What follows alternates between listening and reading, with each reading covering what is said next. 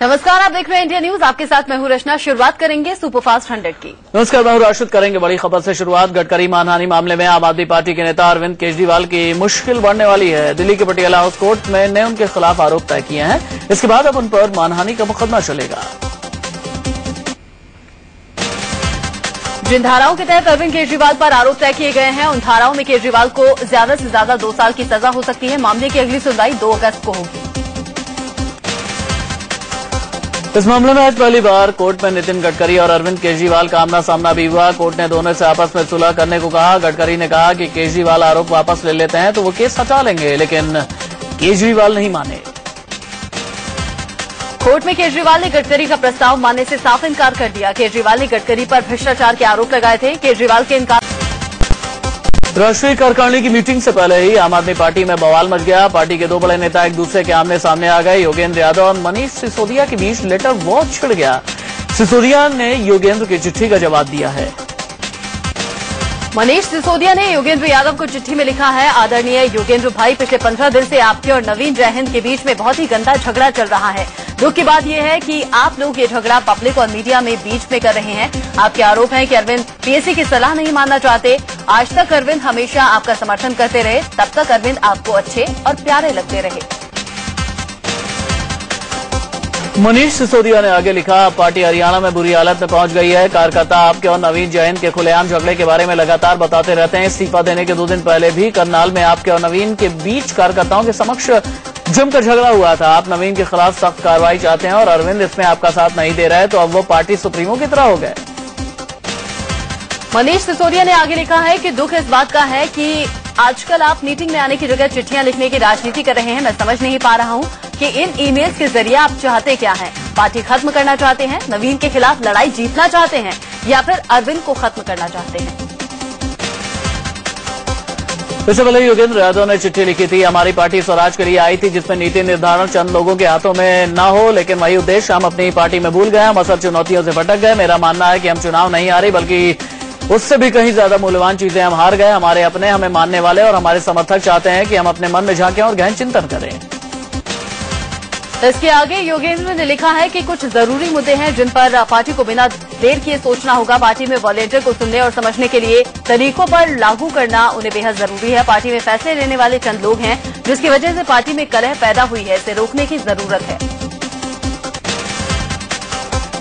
योगेंद्र यादव ने कुछ दिन पहले ही पीएससी और हरियाणा के प्रभारी पद से इस्तीफा दे दिया था। हालांकि पार्टी के संयोजक अरविंद केजरीवाल ने उनका इस्तीफा मंजूर नहीं किया था। अमृतसर के स्वर्ण मंदिर में ऑपरेशन ब्लू स्टार की 30वीं सालगिरह के मौके पर आयोजित कार्यक्रम में बवाल हो गया। सिखों में तलवारें खिंच गईं और एक दूसरे से भिड़ गए। हमले में 6 लोग जख्मी हो गए। भिड़ंत अकाली दल के सदस्यों और हरमिंदर साहिब टास्क फोर्स के सदस्यों के बीच हुई। अकाली दल के सदस्य माइक के आगे कुछ बोलने को लेकर उतावले थे, लेकिन माइक नहीं मिल पाने पर वो बिफर पड़े। झगड़े की शुरुआत पहले मंदिर के अंदर अकाल तख्त के ठीक सामने हुई। यहां सिखों ने एक दूसरे पर तलवारें उठानी शुरू कर दी। कुछ लोग बाहर भागने लगे, जिनके पीछे तलवार लेकर कई लोग दौड़े और हमला करने लगे।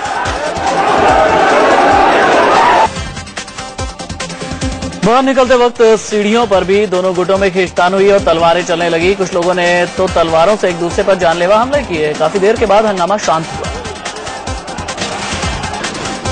बीजेपी की वरिष्ठ सांसद सुमित्रा महाजन 16वीं लोकसभा की स्पीकर चुनी गई। ध्वनिमत से उन्हें लोकसभा ने अपना अध्यक्ष चुना। स्पीकर चुने जाने के बाद सुमित्रा ने सदन का आभार जताया।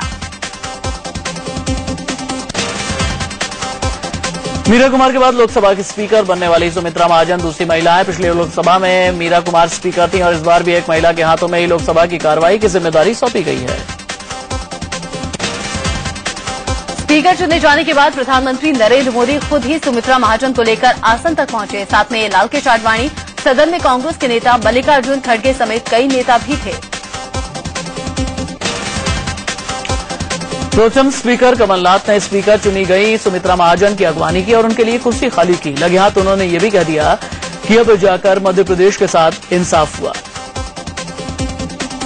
अंदर आइए ना, अब मध्य प्रदेश के साथ न्याय हुआ है। दरअसल स्पीकर के लिए सुमित्रा महाजन के नाम का प्रस्ताव खुद प्रधानमंत्री नरेंद्र मोदी ने रखा, जिसका अनुमोदन लालकृष्ण आडवाणी ने किया और राजनाथ सिंह, सुषमा स्वराज समेत कई बीजेपी सांसदों ने भी सुमित्रा के नाम का प्रस्ताव रखा।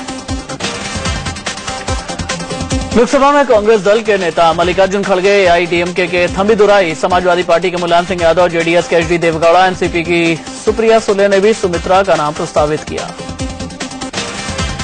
प्रोटेम स्पीकर कमलनाथ ने मोदी के प्रस्ताव के बाद सुमित्रा महाजन के नाम पर सदन का रुख जानना चाहा। सबने एक सुर में सर्वसम्मति से सुमित्रा के नाम का समर्थन किया, जिसके बाद कमलनाथ ने सुमित्रा को स्पीकर घोषित कर दिया। सुमित्रा महाजन के स्पीकर चुने जाने का जैसे ही प्रोटेम स्पीकर कमलनाथ ने ऐलान किए, पूरे सदन ने उन्हें बधाई देनी शुरू कर दी। पीएम नरेंद्र मोदी, मल्लिकार्जुन खड़गे, मुलायम सिंह यादव उनके पास पहुंचे और बधाई दी। स्पीकर सुमित्रा महाजन की तारीफ में प्रधानमंत्री नरेंद्र मोदी ने कसीदे पढ़े। उन्होंने संस्कृत की कहावत का जिक्र किया और कहा कि महाजन जिस रास्ते पर चलते हैं उसका अनुसरण किया जाता है। शास्त्रों में कहा गया है कि महाजन ये न गतः पंथा, महाजन जिस राज पर चलते हैं उस राह पर चलना अच्छा होता है। और यहाँ तो महाजन स्वयं विराजित है, तो इस सदन को उस रास्ते पर चलना और अधिक उचित होगा। वहीं लोकसभा में कांग्रेस के नेता मल्लिकार्जुन खड़गे ने शायरी के जरिए बातें रखी और कहा कि स्पीकर सुमित्रा महाजन को हर दल को साथ लेकर चलना होगा। हयात लेके चलो, कायनात लेके चलो, चलो तो सारे जमाने को साथ लेके चलो, चाहे वो छोटे पार्टियां हो, बड़े पार्टियां हो, सभी को साथ आप लेके चलिए। सुमित्रा महाजन को लोकसभा स्पीकर चुने जाने की खुशी में भोपाल में बीजेपी कार्यकर्ताओं ने जश्न मनाया। सुमित्रा महाजन इंदौर से 8 बार लोकसभा चुनाव जीती।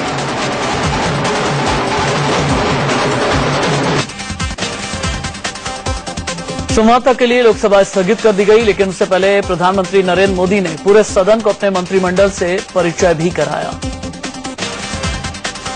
सोमवार से अब संसद की कार्यवाही चलेगी। सोमवार को राष्ट्रपति संयुक्त अभिभाषण देंगे, जिस पर 10 और 11 जून को चर्चा होगी।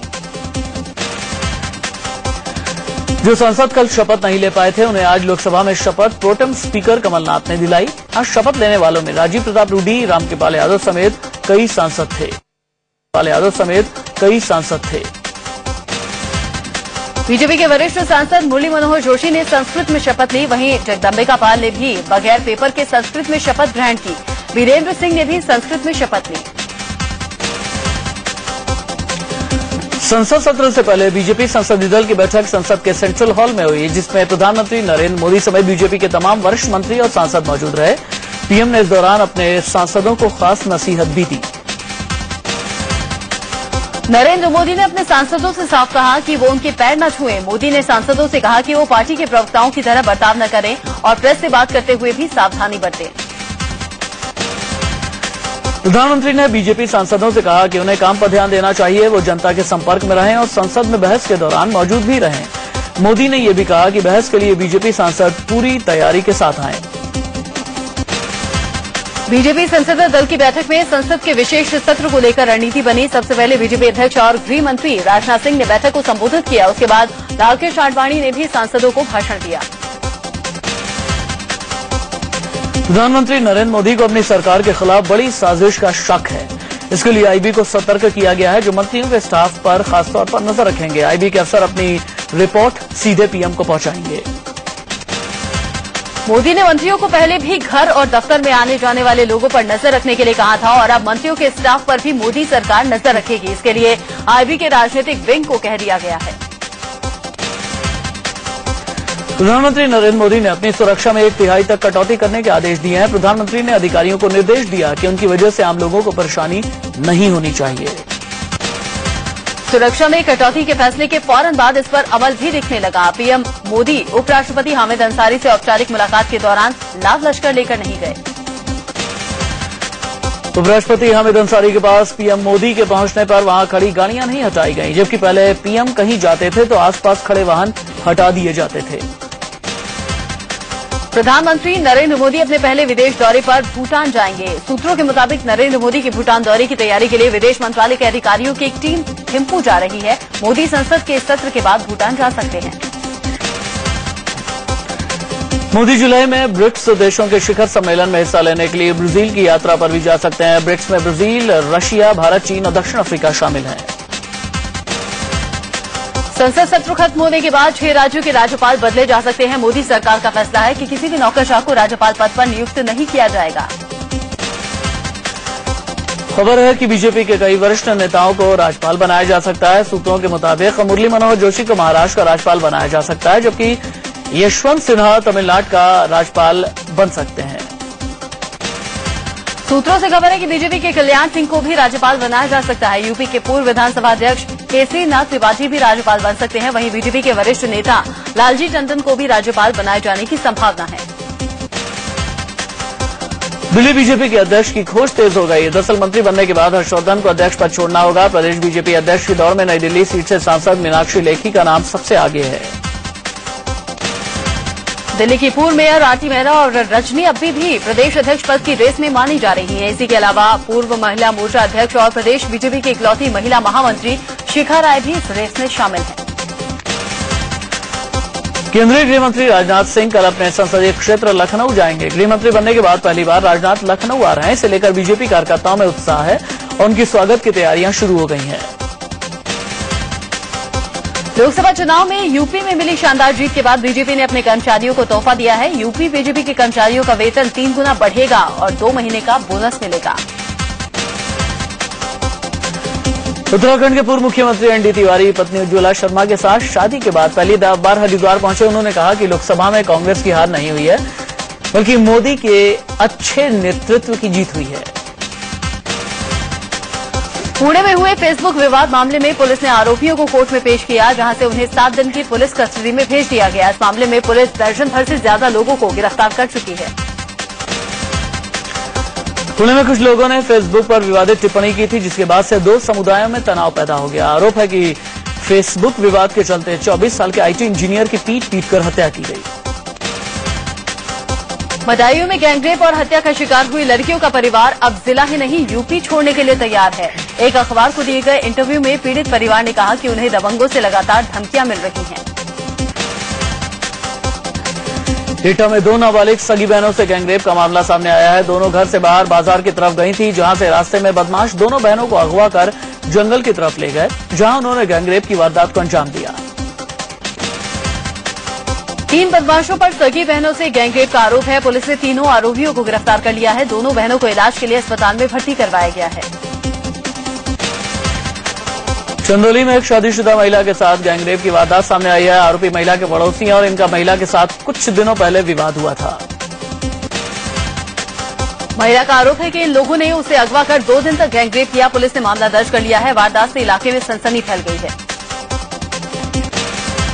यूपी के श्रावस्ती में रेप पीड़ित एक नाबालिग ने फांसी लगाकर जान दे दी। 16 साल की नाबालिग के साथ 3 दिन पहले गांव के ही एक युवक ने रेप किया था।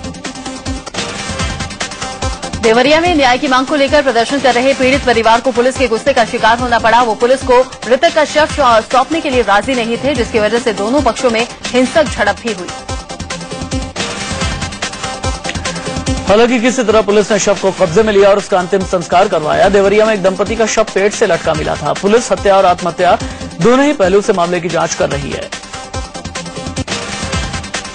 लखीमपुर खीरी में छेड़खानी का विरोध करने पर एक शख्स की पीट कर हत्या कर दी गई। मृतक ने गांव के दबंगों की महिलाओं से छेड़खानी करने की शिकायत की थी। वहीं पुलिस वारदात को आपसी रंजिश का रंग देने में लगी है। यूपी के बस्ती में एक युवती बेहोशी की हालत में कूड़े के ढेर से मिली है। चश्मदीदों के मुताबिक रात के वक्त ऑटो सवार कुछ लोगों ने इस महिला को यहां फेंका था।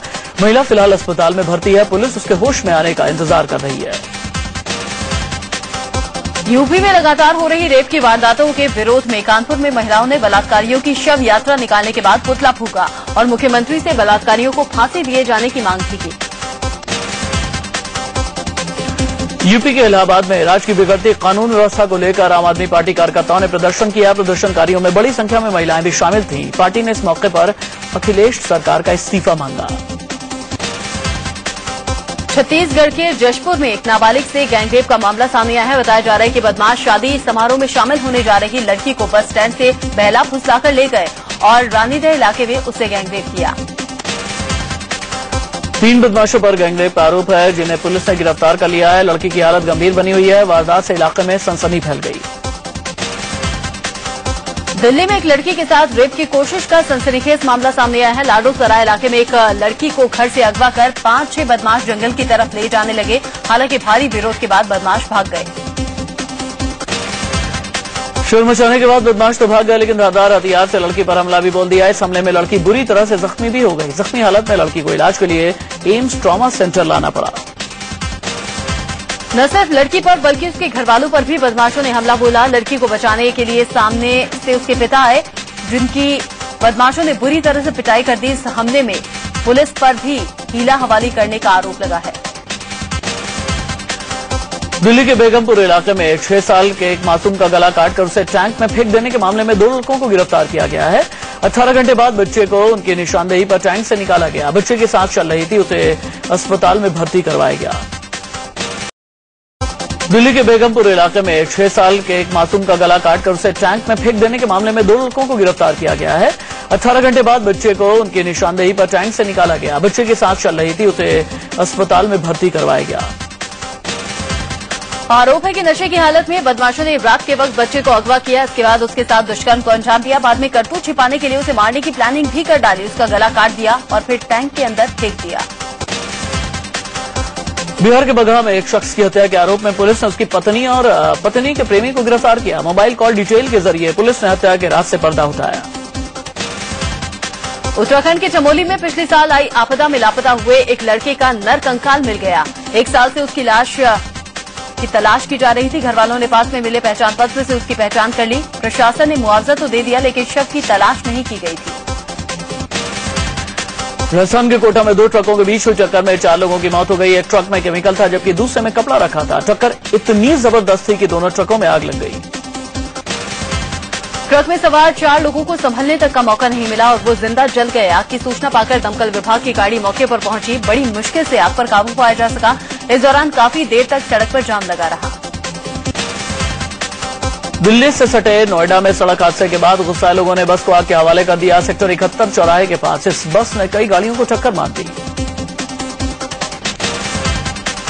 ग्रेटर नोएडा में दादरी थाने के पास एक ट्रांसफार्मर में आग लग गई, जिससे अफरा-तफरी मच गई। मौके पर पहुंची फायर ब्रिगेड की गाड़ियों ने आग पर काबू पाया।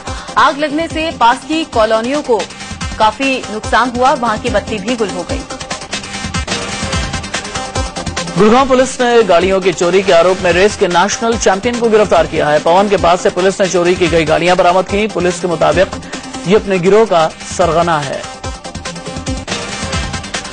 दिल्ली के साकेत इलाके में 5 चोर एक घर में घुस गए। लोगों ने फोन पर पुलिस को इसकी जानकारी दी कि उन्हें चोरों ने घेर लिया है। चोरों ने भागने की कोशिश की तो पुलिस फायरिंग में एक चोर जख्मी हो गया, जिसे पुलिस ने धर दबोचा।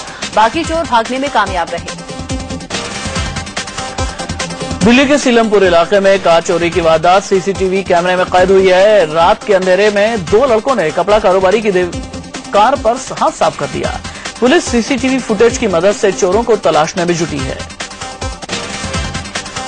लखनऊ के नाका इलाके में पुलिस ने लंबे वक्त से चल रहे सेक्स रैकेट का पर्दाफाश किया। पुलिस ने छापा मारकर 2 लड़कियों के साथ 3 लड़कों को गिरफ्तार किया, जबकि रैकेट का मास्टरमाइंड भागने में कामयाब रहा। जम्मू कश्मीर के डोडा में तेंदुए ने हमला कर एक बच्चे को बुरी तरह घायल कर दिया। बच्चे को हॉस्पिटल में भर्ती कराया गया है, जहां उसकी हालत नाजुक है। गर्मी से त्रस्त देशवासियों के लिए अच्छी खबर है। केरल में मानसून ने दस्तक दे दी है। राज्य के कई हिस्सों में बारिश की फुहारें पड़ी हैं। इसके बाद अब तेजी से मानसून उत्तर भारत की तरफ बढ़ेगा। भले ही मानसून ने केरल में दस्तक दे दी हो, लेकिन दिल्ली में गर्मी का कहर थम नहीं रहा। आज दिल्ली के पालम इलाके में 46 डिग्री के आसपास पारा था। दिल्ली में मानसून के जुलाई के पहले हफ्ते में आने के आसार हैं। वहीं आग उगलती गर्मी के बीच में दिल्ली वाले बिजली कटौती से भी भारी परेशान है। कई इलाकों में रात भर बिजली गायब रही तो कहीं पर बिजली की आंख मिचौली चलती रही। साथ ही लोग बिजली के बढ़े हुए बिल से भी परेशान हैं। दिल्ली के कई इलाकों में लोग पीने के पानी को तरस रहे हैं। द्वारका इलाके में पानी के इंतजार में महिलाओं में कई बार झड़प भी हुई। टैंकर माफिया भी सरकार की सख्ती के बाद नदारद हैं। भीषण गर्मी से भगवान भी बेहाल है। अयोध्या के प्रमुख मंदिरों में एसी लगाए गए हैं। कुछ मंदिरों में उनके सामने कूलर भी लगाए गए हैं। भगवान को ठंडे शरबत का भोग लगाया जा रहा है। हॉकी वर्ल्ड कप में भारत ने स्पेन के साथ 1-1 से ड्रॉ खेलकर पॉइंट्स टेबल में खाता खोला है। भारत की तरफ से गोल रूपिंदर सिंह ने खेल के 28वें मिनट में दागा। भारत का अगला मुकाबला 7 जून को मलेशिया से होगा। भारत के खिलाफ 3 वनडे मैचों की सीरीज के लिए बांग्लादेश ने अपनी टीम का ऐलान कर दिया है। मुशफिकुर रहीम की कप्तानी में बांग्लादेश ने 15 सदस्यीय टीम की घोषणा की, जिसमें मिथुन, तास्किन और तमीम इकबाल को भी जगह मिली है। पाकिस्तान क्रिकेट बोर्ड ने अपने नए सेंट्रल कॉन्ट्रैक्ट के ग्रेड ए में सिर्फ 5 खिलाड़ियों को जगह दी है। मिसबाहुल हक, मोहम्मद हफीज, शाहिद अफरीदी, सईद अजमल और बाएं हाथ के तेज गेंदबाज जुनैद खान को ग्रेड ए में शामिल किया गया। ऑस्ट्रेलिया के बल्लेबाज ल्यूक पॉमर्स-बैश ने मानसिक तनाव की वजह से क्रिकेट को अलविदा कहने का फैसला किया है। आईपीएल 2012 के दौरान उन पर होटल में महिला से छेड़खानी का आरोप लगा था, जिसके बाद उनकी गिरफ्तारी भी हुई थी। पुर्तगाल के सुपर स्ट्राइकर क्रिस्टियानो रोनाल्डो की चोट से उनके वर्ल्ड कप में खेलने पर संदेह के बादल मंडराने लगे हैं। रोनाल्डो की चोट पर घाना के एक तांत्रिक ने दावा किया कि उसके तंत्रमंत्र की वजह से रोनाल्डो चोटिल हुए। नाना क्वाकू बोनसाम नाम के इस तांत्रिक ने कहा है कि वो रोनाल्डो को वर्ल्ड कप नहीं खेलने देगा। रोनाल्डो के बाएं घुटने और बाईं जांघ में चोट लगी है। तालिबानी आतंकियों ने पाकिस्तान के 5 सैनिकों को मौत के घाट उतार दिया है। अफगान पाकिस्तान बॉर्डर पर मोखा में पाक सेना की चौकी पर आतंकियों ने हमला बोल दिया, जिसमें 7 जवान मारे गए। अमेरिकी राष्ट्रपति बराक ओबामा की जिम में कसरत करने का वीडियो वायरल हो गया है। वीडियो सामने आने के बाद ओबामा की सुरक्षा व्यवस्था पर भी सवाल उठ रहे हैं। अमेरिका की सुरक्षा एजेंसी अब ये पता लगा रही है कि ओबामा के जिम में वर्कआउट करने का वीडियो किसने लीक किया। पोलैंड के अखबार में पहले तस्वीरें छपी थी और फिर ये वीडियो भी सामने आया। हिमाचल प्रदेश की राजधानी शिमला में इन दिनों समर फेस्टिवल की धूम मची हुई है। देश विदेश के सैलानियों ने भी इस फेस्टिवल में हिस्सा लिया। इस फेस्टिवल में मिस शिमला कॉन्टेस्ट भी रखा गया था। सलमान खान और गोविंदा जल्द ही महेश मांजरेकर की एक फिल्म में नजर आएंगे। दरअसल सलमान ने ट्वीट किया था कि गोविंदा के साथ फिल्म करना चाहता हूं, लेकिन वो मान नहीं रहे। थोड़ी देर के बाद सलमान ने ट्वीट किया कि गोविंदा मान गए। आज फिल्मी फ्राइडे पर अक्षय कुमार और सोनाक्षी सिन्हा की फिल्म हॉलीडे रिलीज हो गई है। हॉलीडे फिल्म को एक साथ करीब 50 देशों में रिलीज किया गया है। आज बॉक्स ऑफिस पर फिल्मिस्तान भी रिलीज हुई है। यह फिल्म एक ऐसे शख्स की कहानी है जो फिल्म बनाने निकलता है, लेकिन उसे आतंकी किडनैप कर लेते हैं। और मुंबई में फिल्म हेट स्टोरी 2 का ट्रेलर लॉन्च किया गया है। फिल्म हेट स्टोरी का सीक्वल है। फिल्म में सुरवीन चावला, जय भानुशाली और सुशांत सिंह लीड रोल में हैं।